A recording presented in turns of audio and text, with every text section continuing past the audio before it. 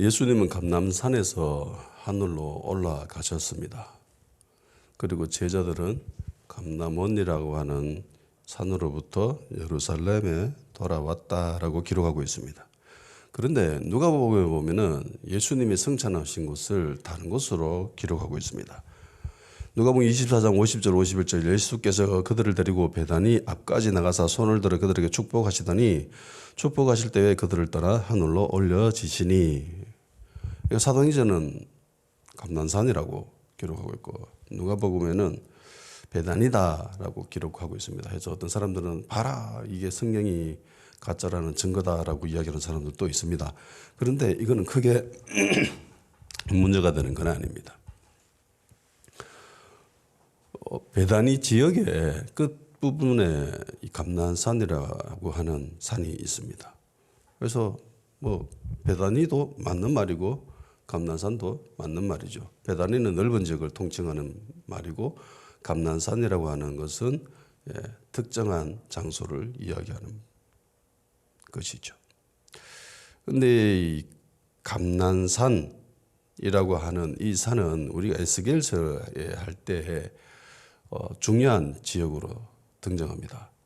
하나님의 영광이 머무는 곳이 바로 이 성전 맞은편에 있었던 감난산이죠. 에스겔 11장 23절 여호와의 영광이 성읍 가운데에서부터 올라가 성읍 동쪽 산에 머무르고 라고 했습니다. 이 산이 감난산입니다.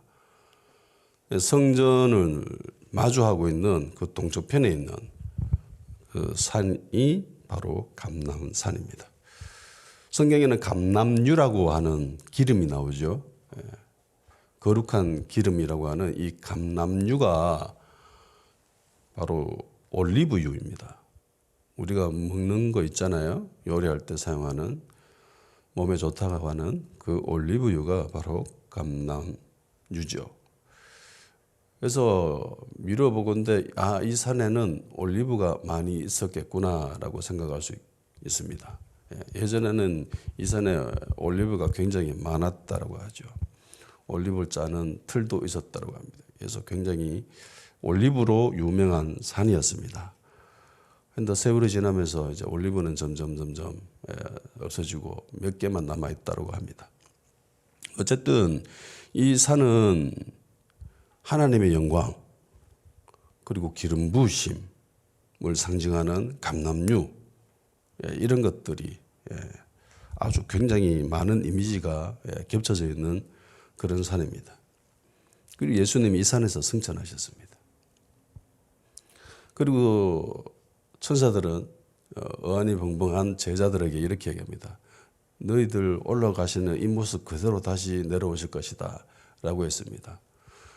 그렇다면 감난산에 예수님이 내려오실 확률이 굉장히 높지요. 굉장히 의미 있는 장소고 굉장히 중요한 장소죠. 여기에 있다가 다시 제자들은 예루살렘으로 돌아옵니다. 그리고 돌아와서 기도를 하죠. 그들이 머물고 있던 다락방에 갔습니다. 예수님의 제자들도 다 모였습니다. 주님을 따르던 제자들도 있었습니다. 그리고 예수님의 가족들도 있었습니다. 예수님이 부활하시고 400명에게 모습을 보여줬다라고 하시죠.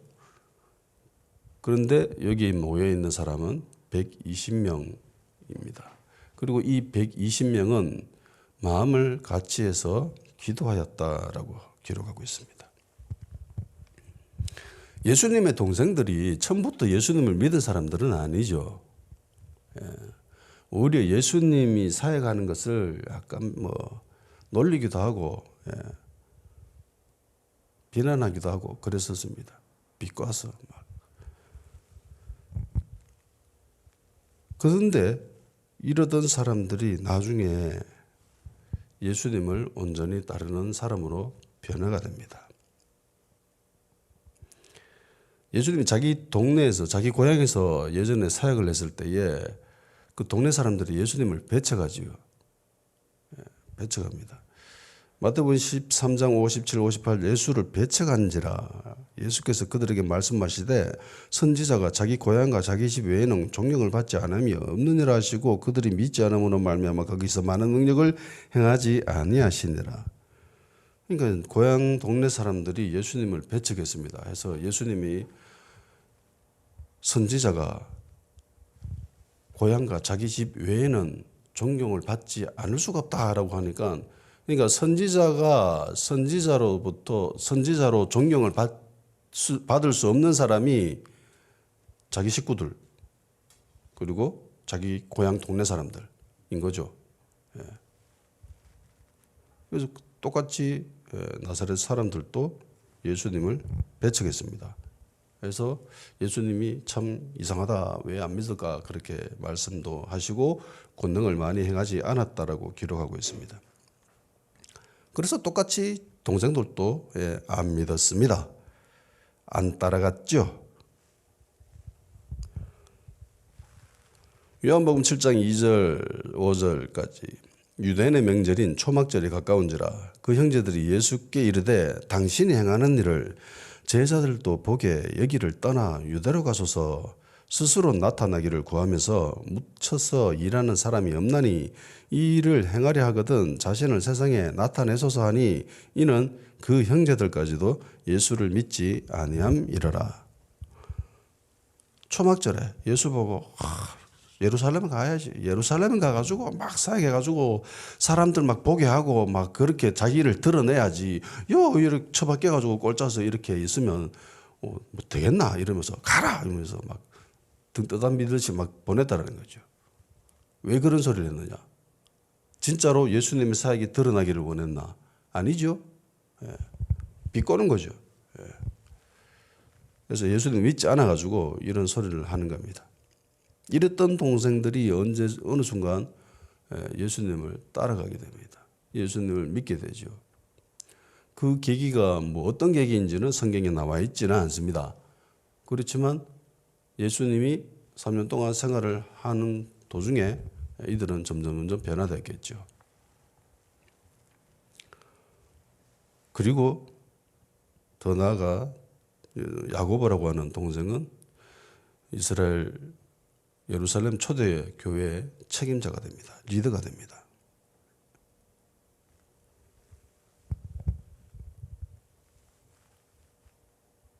근데요, 고향 사람들한테 인정받고 가족에게 인정받는 거 이거 굉장히 힘든 일입니다. 그런데 예수님은 결국은 이 일을 하십니다. 동생들이 예수님을 따르잖아요.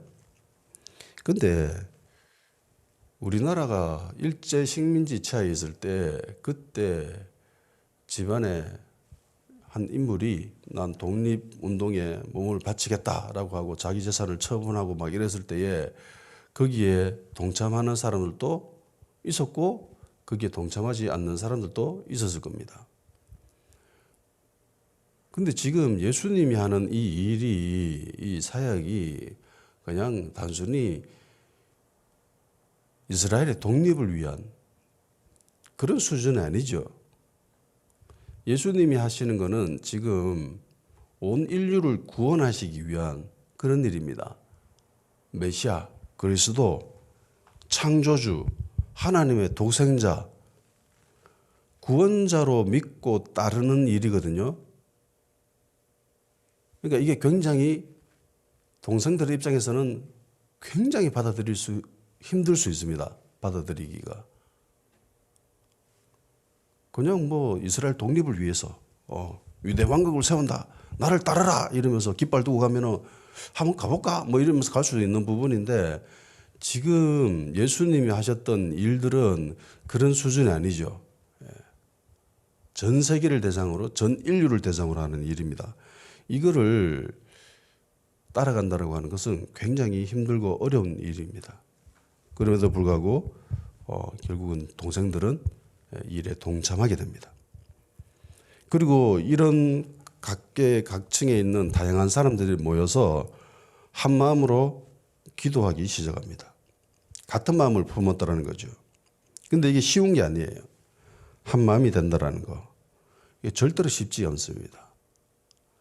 성경에서 한 몸이라고 하는 부부도 이게 한 마음이 되는 게 힘들죠. 우리나라 이혼율이 굉장히 높습니다.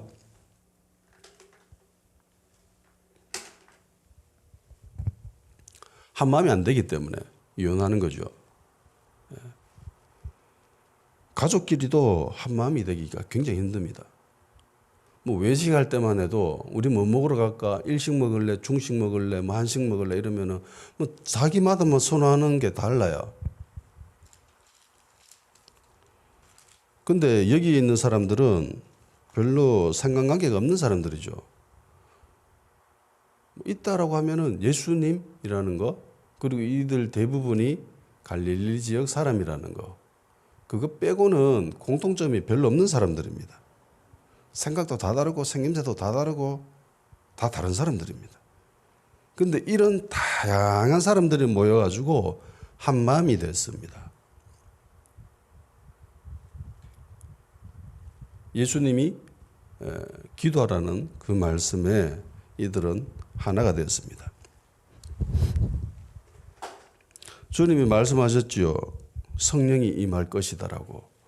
내가 약속한 성령이 임할 때까지 너희들은 예루살렘을 떠나지 말고 기도해야 된다라고 말씀하셨습니다. 그래서 그 말씀을 최우선으로 삼고 기도하였습니다. 주님이 말씀하셨던 성령이 임한다라고 하는 거, 저번에도 말씀드렸지만은 이 일은 이전에 없었던 거지요. 들어보지도 못했던 겁니다. 근데 이런 일이 일어난다라고 믿고 기도해야 됩니다. 근데 400명 중에 120명만 남고 나머지 사람들은 이 자리에 없습니다. 그죠? 뭐 이 기도하는 일보다는 자기가 생각하기에 더 중요하다고 생각하는 일들이 있었을 수도 있습니다. 이게 더 중요하고 급해라고 생각해서 잠시 자리를 비우는 사람들이 있을 수도 있습니다. 그리고 처음부터 아예 동참할 생각도 없었던 사람들도 있었을 겁니다. 기도하는 것보다는 가가지고 당장 급하게 우리가 해야 될 일이 있다라고 이야기하는 사람들도 있었을 수도 있습니다. 그런데 다양한 생각들, 모든 것들, 저마다 가지고 있었던 것들을 다 내려놓고 일단은 한 마음이 되었습니다. 기도만 하자. 기도만 하자. 우리가 해야 될 여러 가지 중요한 것들이 있지만은 일단 그거 다 적고 예수님 말씀하셨듯이 그냥 일단 기도만 하자. 교회의 비밀이 바로 여기 있지 않는가 생각을 합니다.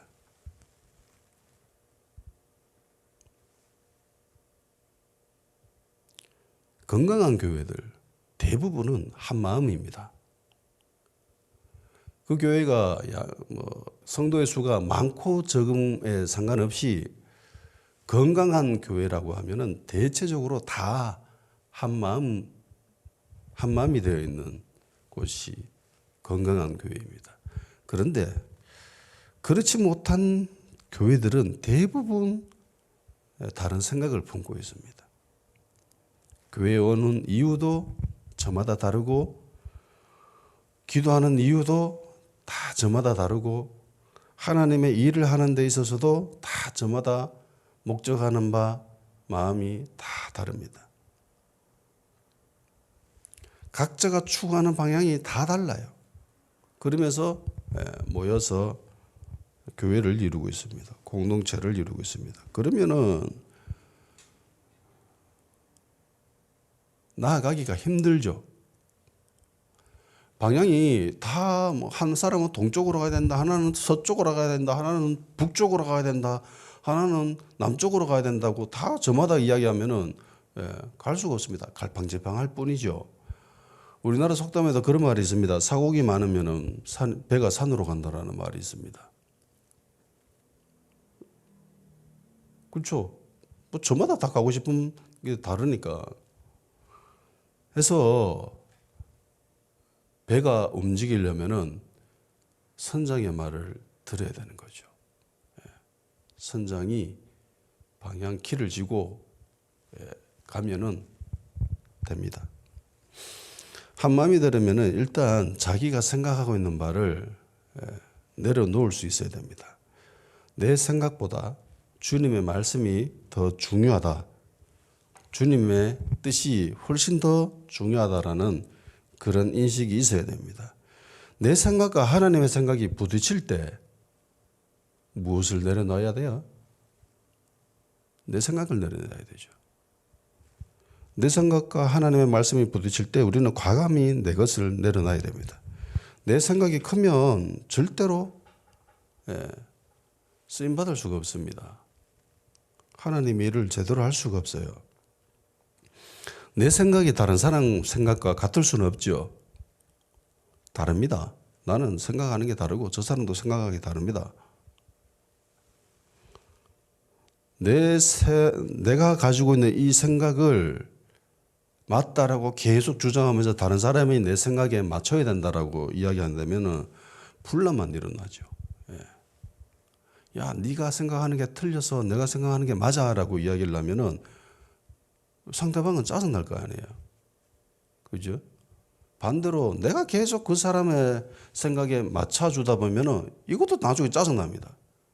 뭐 한두 번은 어떻게 뭐 할 수 있지만 그래 뭐 이번 참아주지 뭐 이러면서 가다가 이게 한 번, 두 번, 세 번 이게 계속 쌓이면은 사람인지라 이게 감정이 쌓이거든요. 그러면서 나중에 어떤 계기를 통해서 폭발하게 됩니다. 빵 하고 터져버리죠. 그래서 내 생각이 맞다고 주장하면서 다른 사람이 내 생각에 맞춰야 된다고 해서도 곤란하고 그래 당신 말이 맞아 이러면서 화목을 위해서 평강을 위해서 그래 내가 무조건 따라줄게 하면서 가는 것도 올바른 태도는 아닙니다. 상대방을 존중할 수는 있지만은 이거는 해결책이 아니에요. 그러면 어떻게 해야 되는가? 방법은 아주 간단합니다. 내가 예수님 안에 들어가면 됩니다. 그리고 상대방도 예수님 안에 들어가면 됩니다. 아멘? 이게 핵심 비결입니다. 전부 다 생각하는 게 다 다른데 어떻게 그 사람들을 다 맞춰주겠어요? 내가 어떻게 그 사람들을 다 맞춰주고 그 사람들을 보고 내 생각에 다 따르라고 어떻게 이야기할 수가 있습니까? 그거 못해요. 안 됩니다. 존중히 여기고 귀하게 여겨줄 수는 있을지언정 이런 식으로는 교회가 하나 될 수가 없습니다. 제자들도 예전에 어땠었어요? 하나 되었습니까? 아니죠. 제자들도 예전에 서로 뭐 시기하고 질투하고 뭐 미워하고 그랬어요. 그런데 하나님의 때에 이들은 하나가 됩니다. 자기 생각을 드러내는 게 아니라 그냥 예수님 말씀에 순종하는 거죠. 그러니까 교회가 하나 되는 비결은요. 하나님 말씀에 순종하는 겁니다. 그리스도 안에 있는 겁니다. 예수님도 말씀하셨잖아요. 나는 나무고 너희는 가지다. 가지는 나무를 떠나서는 열매를 맺을 수 없다라고 합니다. 그래서 우리가 어떤 일에 대해서 열매를 맺기를 원한다면 반드시 예수님 안에 거해야 하는 겁니다. 예수님께 딱 붙어 있어야 되는 거예요. 그런데 예수님 떠나가지고 지 생각이 맞다고 외치고 이야기하고 있다면은 야, 네가 날 따라와야지, 내 생각에 맞춰야지라고 하면은 분란만 일어납니다. 분란만. 인간은 온전하지 못합니다. 인간은 의인이 아니에요. 인간은 기본적으로 죄인입니다. 구약에서는 지렁이 같다라고 하죠. 버러지 같은 인생이라고 합니다. 그래서 어떤 누군가에게 내 생각이 맞다라고 주장하고 날 따르라고 이야기하는 것은 옳지 않습니다. 역사적으로 수많은 사람들이 내가 내세운 이론이 맞다, 내가 말하고 있는 이 가치가 옳다라고 이야기하면서 외쳤던 많은 사람들이 있습니다.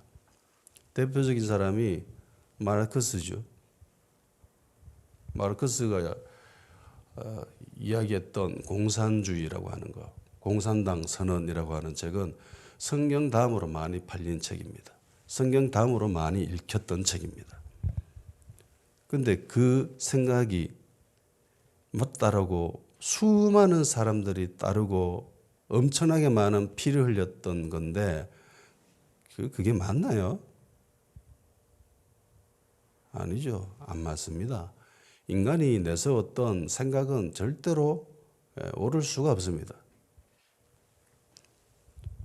우리의 유일한 가치, 우리가 따라야 될 유일한 기준은 하나님 말씀밖에 없습니다. 아멘? 그래서 제자들도 여기 모이는 이 사람들도 주님 말씀에 순종한 거예요. 주님 말씀에. 떠나지 말라고 하니까 안 떠나고 기도하니까 그냥 기도한 거예요.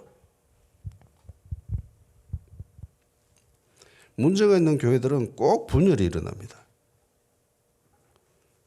분열이 있다라고 하는 것은 마음이 하나 되지 못했다라는 거죠. 마음이 하나가 못 되니까 밖으로 드러나는 것이 분열이고 다툼이고 싸움입니다. 당을 짓는 거. 그 마음을 같이 하지 못해서 일어나는 거잖아요. 분열이 있는 곳에는 하나님이 역사하지 않습니다. 마귀가 역사하죠. 예수님은 하나됨을 위해서 특별히 많이 강조했습니다.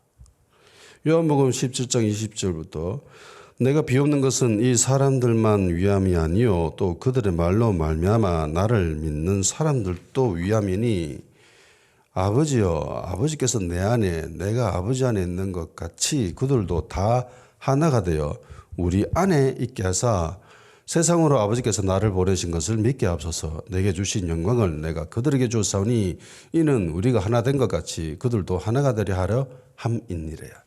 그러니까 예수님이 하신 말씀에 비결이 핵심이 있습니다. 키가 있습니다.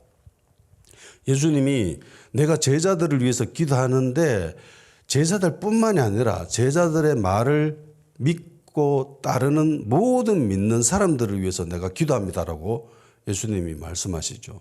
그러면서 하는 것이 아버지와 우리가 하나인 것처럼 이 제자들도 나중에 그리스도인들이 될 사람들도 하나가 되게 하여 주시옵소서라고 합니다. 그러면서 하는 말이 이 말씀이죠. 우리 안에 있게 하사. 이게 비결인 거예요. 우리 안에 있게 하사. 그러니까 하나님 안에, 예수님 안에 있게 되는 것이 바로 하나 되는 비결입니다. 예전에 대구를 위해서 기도하는 모임 가서 이야기 집회도 하고 기도회도 하고 나눔도 하고 그랬었습니다. 다양한 교회, 다양한 교단에 있는 사람들이 모여서 대구 지역의 부흥을 위해서 기도하였습니다. 거기서 나오는 주된 관심이 연합이죠. 그래서 이름 자체가 도시연합이었습니다. 그래서 연합, 어떻게 하면 우리가 잘 연합될 수 있는가? 어떻게 하면 우리가 하나 될 수 있는가? 이 부분에 대해서 많이 이야기를 한 거예요. 그래서 사람들의 생각을 들어보고 여기도 맞춰주고 저기도 맞춰주고 그렇게 이야기를 하셨습니다. 그런데 제가 생각하고 있는 연합은 달랐어요. 그 사람들의 생각을 들어주고 맞추는 것보다는 그냥 우리가 예수님 안에 있을 때 하나가 된다. 굳이 그 사람들을 맞춰줄 수가 없죠.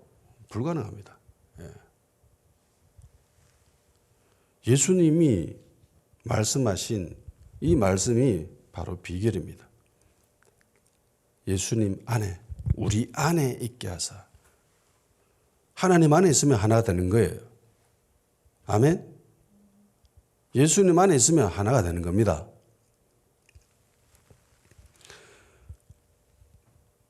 그리고 자기의 생각을 주장하고 드러내고 나를 따르라라고 이야기하는 사람들은 일단은 그 사람들은 자기를 내려놓는 모습이 있어야 됩니다. 자기를 내려놓으려면은 일단은 전제되어야 될 것이 가치관의 변화가 있어야 됩니다. 하나님 말씀에 대한 절대적인 순종이 있어야 돼요. 이 말씀이 절대적인 가치다라고 하는 것이 무너지게 되면은 힘들어집니다. 요즘은 참 다양성을 많이 이야기를 합니다. 시대가 발달함에 따라서 그리고 접속되어지는 것들이 다양해지면서 여러 다양한 문화권에 있는 사람들과 교류가 이루어지고 그럼으로 인해서 저 사람들은 저런 생각을 하고 이 사람들은 저런 생각을 하고 이러면서 그들의 생각을 모두 존중해 주자라고 하는 그런 분위기가 있죠. 물론 옳습니다. 맞는 말이죠.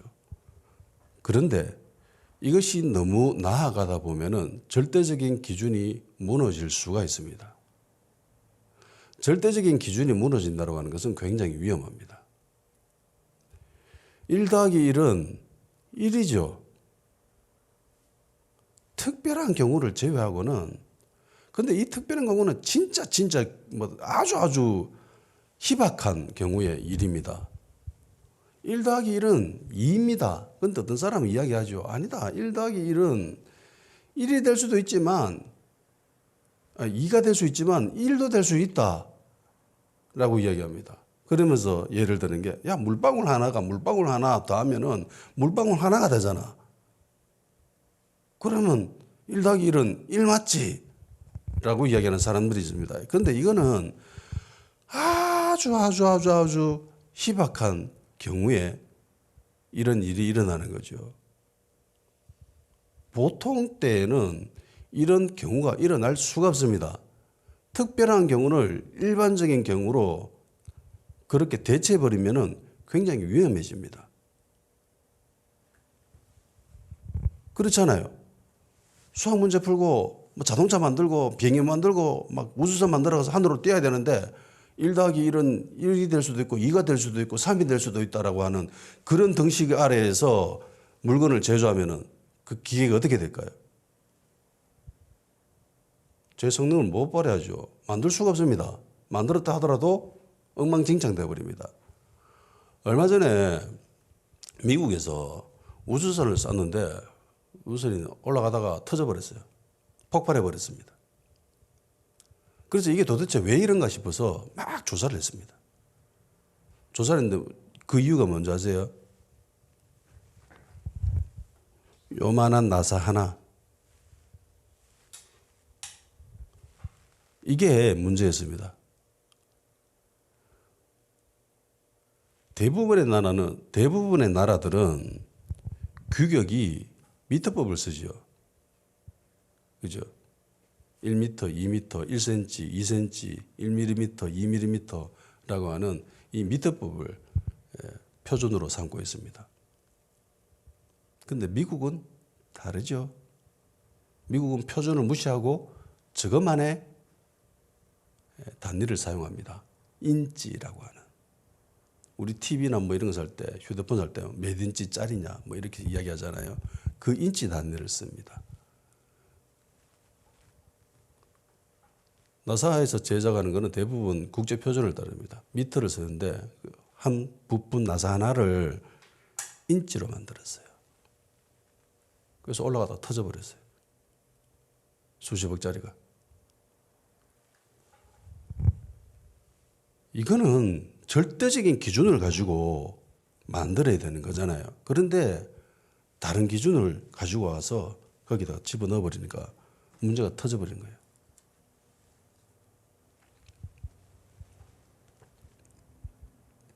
그래서 다양성을 존중을 하되 그 다양성을 무시하고 뭐 폄하하고 그렇게는 안 하더라도 그 모든 것들이 다 기준이 될 수는 없습니다. 좋게 들릴 수 있지요. 근데 인간적으로 들리고 매력적으로 들린다 하더라도 그것들을 다 인정해주고 다 맞다라고 해버리고 다 그것을 따라가야 된다라고 하는 순간 절대적인 기준은 무너지고 절대적인 기준이 무너지면 그 사회는 타락합니다. 그 사회는 부패합니다. 도덕적으로 그 사회는 무너집니다. 도덕적으로 무너진 사회는 나라가 망합니다. 로마가 그렇죠.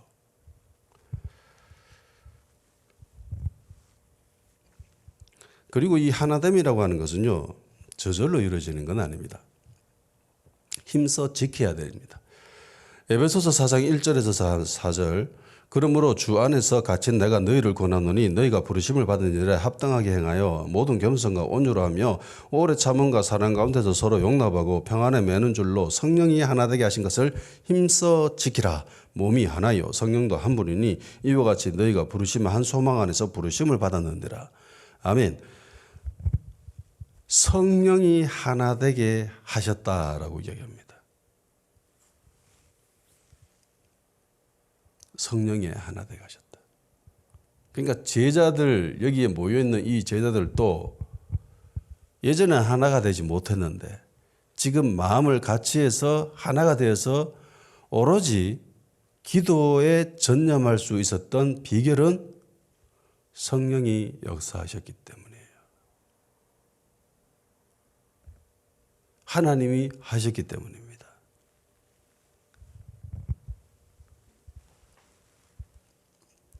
하나 된다고 하는 것은 저절로 안 됩니다. 하나 되었다라고 해서 그 하나 된 것이 계속 영원토록 지속된다라는 그런 절대적인 것 없습니다. 힘써 지키지 않으면 언제든지 무너질 수 있는 게 이게 하나됨입니다. 왜냐하면 마귀가 이 일을 가장 싫어해요. 마귀가 가장 싫어하는 것이 그리스도인이 하나가 되어 있는 모습입니다.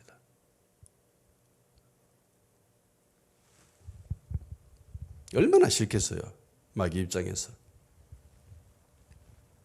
예수님 믿는 것도 짜증나고 정말 힘든 일인데 싫어하는 건데 근데 예수님 믿고 이것들이 하나가 돼서 똘똘똘 뭉쳐 있어요. 마귀 입장에서는 미치고 환장하는 노릇입니다. 우는 사자처럼 노린다고 하죠. 마귀가. 사자가 무엇을 노리는 줄 아세요? 병들은 것들, 어린 것들, 그리고 물에서 떨어져 있는 것들. 병들고 어린 애들 자체가 물에서 이탈한 짐승들입니다. 동물의 왕국이나 이런 데 보면은 하나가 되어 있는 곳에 절대로 사자가 들어가지 않아요. 먹이를 노리지 않아요. 막 왔다 갔다 하면서 막 어지럽히면은 얘네들이 막 도망가죠. 도망갈 때 꼭 물에서 이탈한 것들을 쫓아갑니다. 그런 것들을 먹이로 택해서 집어 삼키죠. 마찬가지입니다.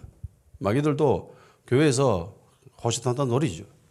먹이가 있나 없나. 어차피 세상 사람들은 적을 거고 관심이 없습니다. 교회 안에 있는 사람들. 그래서 전신갑주를 입으라고 하는 거예요. 하나가 되라고 하는 겁니다. 그래서 무리에서 이탈한 것들, 병들어 있고 어린 이런 것들 노리는 거죠. 마귀의 역사가 일어날 때 대부분 분열이 일어납니다. 하나님의 역사가 일어날 때 대부분 하나가 됩니다. 그리고 하나 된다라고 하는 이 말씀이 가장 잘 표현되어진 것이 바로 교회가 그리스도의 몸이라고 하는 이 이론이죠. 하나됨이라고 하는 것이 야, 네 생각 내 생각 모든 것들 다 접어두고 같은 생각만 해야 돼라고 하는 게 아니죠. 같은 일을 해야 돼. 그래야 우리가 하나 될 수 있어 라고 하는 게 아닙니다. 예수 그리스도가 머리가 되시고 그리고 모든 성도들은 지체라고 하지요. 지체. 하는 일이 다 달라요.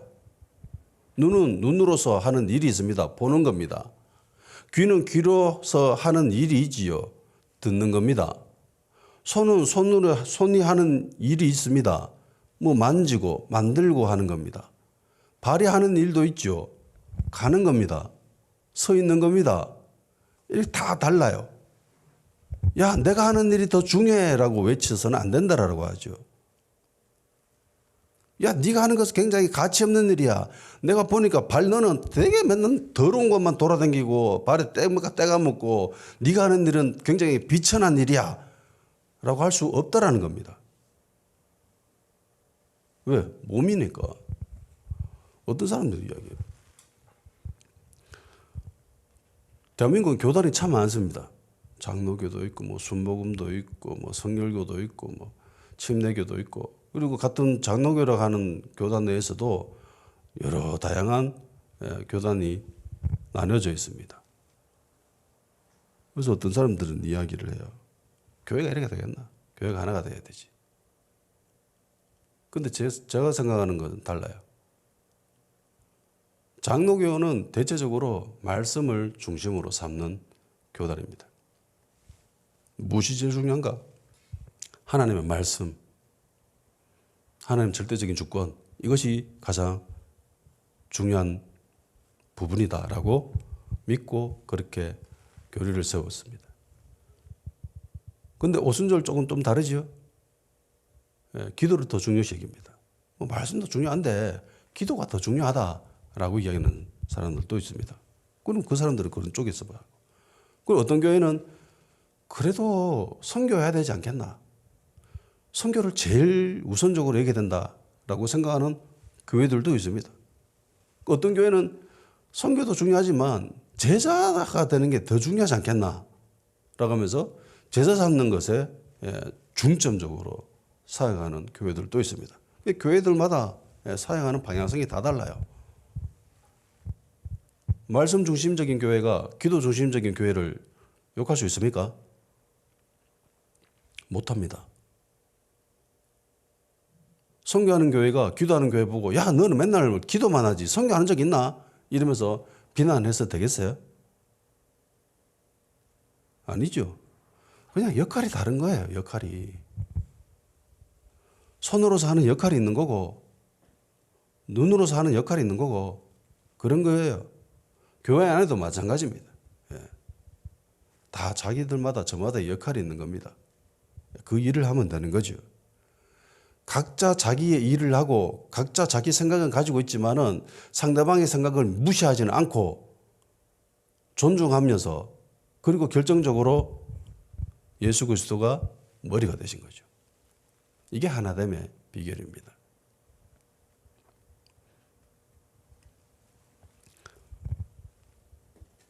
고린도 교회는 참 은사가 많았습니다. 그럼에도 불구하고 하나가 되는 데는 좀 힘들었던 것 같아요.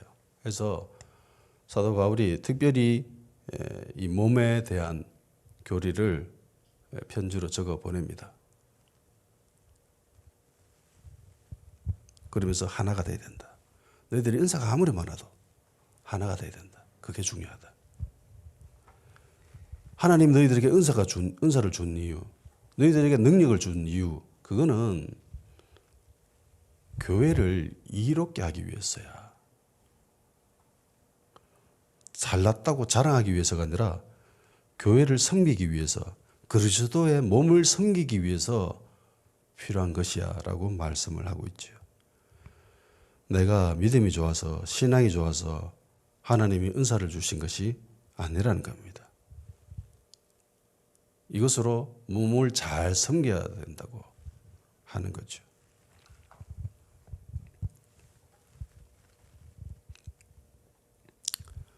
그래서 하나 되는 비결은 주님 안에 거하는 겁니다. 아멘. 예. 어떻게 그 생각을 다 맞출 수 있겠습니까? 예. 쌍둥이도 생각하는 게 다르고 같은 가족끼리도 생각하는 게 다 다른데 그 가족 사람들마다 생각하는 그 생각들을 존중은 하되 업신여기지는 않되 그것을 절대적인 기준으로 삼아서도 안 되고 우리의 유일한 기준은 하나님의 말씀일 뿐이고 우리가 하나님 안에 있을 때 자연스럽게 우리는 하나가 될 수 있습니다. 그리스도의 몸으로서 건강하게 세워져 나갈 수 있을 것입니다. 다 같이 기도합시다. 내 생각보다 중요하고 가치 있는 것이 하나님의 말씀임을 깨닫게 하시고 하나님의 말씀과 나의 생각이 부딪힐 때 주님 내 생각이 꺾여질 수 있는 은혜를 주시옵소서. 그리고 상대방을 존중하고 귀하게 생각할 수 있는 신앙인이 될 수 있도록 도와주시옵시고 무엇보다도 하나님의 말씀을 제1의 가치로 두는 그런 신앙인 하나 되는 그런 교회가 될 수 있도록 주님 안에 거하는 성도가 될 수 있도록 주의 역사를